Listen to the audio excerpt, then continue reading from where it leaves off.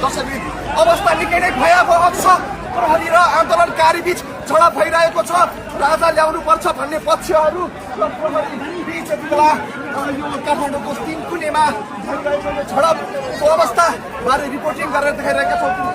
घरमा राजावादी समूहले आगजनी गरेसँगै यो अवस्था निकै नै विकराल बनेको छ। तपाईँ देख्न सक्नुहुन्छ आन्दोलनकारीहरू पनि घाइते भइरहेका छन्, प्रहरी पनि घाइते भइरहेको छ।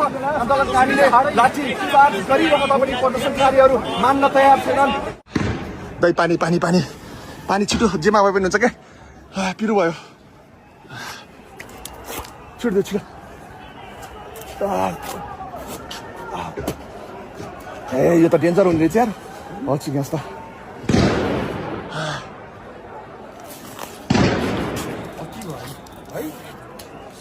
बर्बाद हुने भयो, देश बर्बाद भयो दाइ, देश बर्बाद भइसक्यो। लाइभ फायरिङ भइरहेछ है अहिले त। ओ माई गड, फायरिङ फायरिङ भइरहेछ है।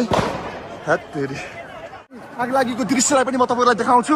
यहाँ हेर्नुहोस्, यहाँनिर अहिले यसरी तिनकुनेको एक घरमा आन्दोलनकारीहरूले आगो लगाएका छन्।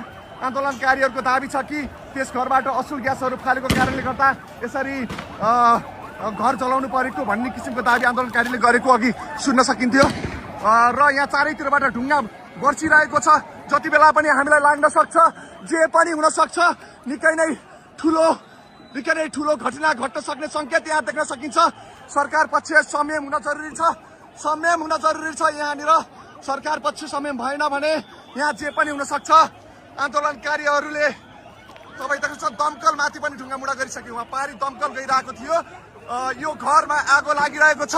घरमा लागेको आगो निभाउनका लागि आएको दमकललाई पनि यति बेला आन्दोलनकारीलाई ढुङ्गा